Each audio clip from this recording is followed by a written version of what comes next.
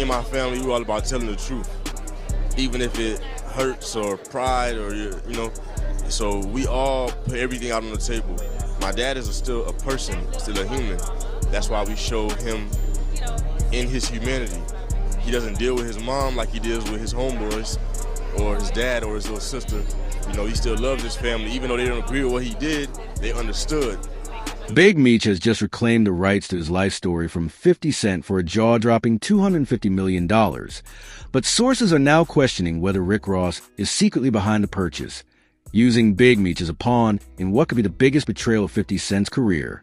The streets are buzzing, the internet's in flames, and hip-hop fans across the globe are completely stunned after news broke that Big Meech, yes, the Big Meech, has officially bought back his own life rights from none other than Curtis 50 Cent Jackson.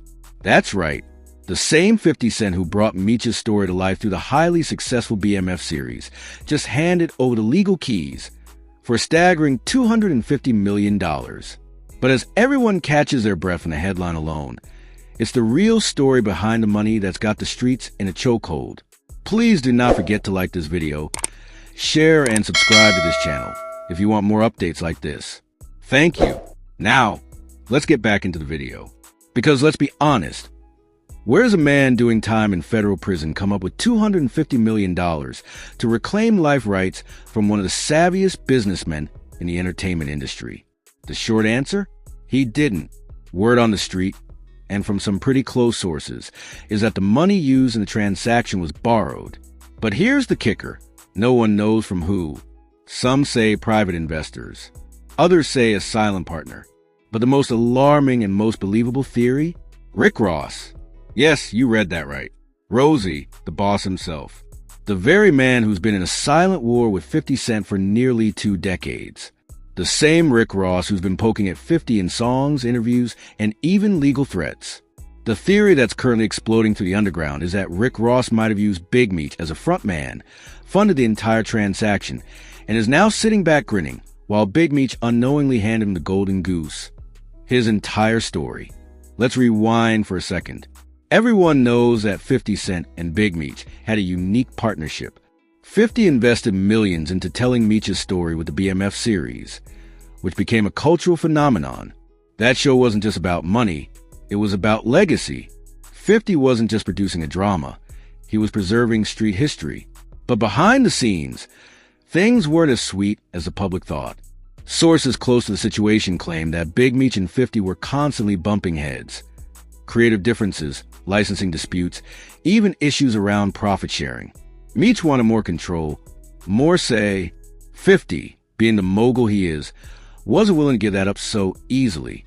That tension reportedly hit a boiling point when Meech started to hear whispers that 50 was shopping around his life rights for other deals. Some say it was out of desperation. Others say it was just business. But Meech didn't like it one bit. That's when the idea of buying back his life rights started circulating. Now here's where it gets wild. In just a few weeks, paperwork was drawn up, legal reps got involved, and then suddenly, boom, the deal is done. Big Meech pays 50 Cent a cool $250 million, and just like that, 50 is out, but the numbers don't make sense. Even the most loyal fans are asking, how does Meech have that kind of access from behind bars?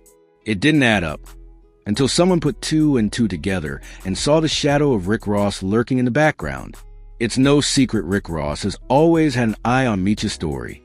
Even back when 5-0 was just announced in the BMF show, Ross would throw shade on interviews, calling it a low-budget version of the truth. Ross has always felt connected to that street legend energy. He calls himself the boss, after all. But since he couldn't legally get his hands on the rights, what if he found a workaround? What if Ross saw the rising tension between 50 and Meech and made his move from behind the curtain? Think about it. Ross has the money. Ross has the motive. Ross has the ego. And most of all, Ross has time. With his music career in a transitional phase, what better way to make a splash than by taking over one of the biggest cultural properties in modern hip-hop history? Insiders close to 50 say he's furious. He reportedly didn't see it coming. He assumed Meech was just trying to reclaim his own story, not that he was being backed by his #1 rival. 50 is known to be a calculated man, but this move, if confirmed, will go down as one of the few times he's been truly outplayed. And what's even more suspicious is how fast Ross has been moving behind the scenes. Just days after the rights changed hands, Ross allegedly flew in a private crew of writers and producers to Miami. Rumors are swirling that he's already working on a competing docuseries, one that's more authentic and raw, according to sources. And the name being floated for the director? None other than Antoine Fuqua. You can't make this up. Now, let's not forget the emotional impact of this. 50 Cent poured his soul into BMF. That wasn't just another show. It was personal. It was strategic. It was empire building. Losing the rights hurts, but losing them under shady circumstances? That cuts deeper. Especially if the man behind the curtain is Rick Ross, the one dude he swore would never catch up to him.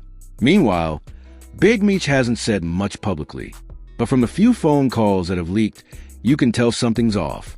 He sounds different, not proud, not victorious, more like conflicted, as if maybe, just maybe, he knows he made a deal with the devil, or at least got manipulated into something bigger than himself. Meech's team is playing it cool, saying he's just taking control of his own story. But no one's buying that, because if it were truly just about owning his legacy, he wouldn't need to bring in someone like Ross. He wouldn't need to move in silence. He wouldn't need to borrow $250 million. That's what makes this whole situation feel like the perfect storm. It's more than business. It's more than rivalry. It's legacy warfare. Rick Ross is trying to redefine history, and he's using Big Meech's name to do it. And if 50 Cent doesn't act fast, he might lose the one piece of intellectual property that truly cemented his dominance in the television game. And let's be real. If Ross pulls this off, he doesn't just win a legal battle. He wins the war. He becomes a guy who took 50's crown, using 50's own soldier to do it. That's the kind of chess move you don't come back from. But this is 50 Cent we're talking about. The king of revenge. The master of strategy. The mogul who turned beef into billion-dollar business. Sources close to him say he's already planning a counterattack. He might not own the life rights anymore, but best believe he's got footage, connections, and stories that never made it into the show. Don't be surprised if 50 drops an unauthorized doc, or even worse, exposes a whole Ross Meech connection with receipts. This isn't over. Not even close. This is just the beginning of the second wave of one of hip-hop's most epic rivalries. Because if what people are saying is true, if Ross really used Meech as a front, then 50 Cent has every reason to burn everything down. And let's not forget about the fans. The culture. The legacy. Everyone's watching this play out like a live-action thriller. Social media is divided. People are picking sides, and everyone's wondering what comes next. Will Meech come forward and clarify who really backed him? Will Ross finally admit he played puppet master?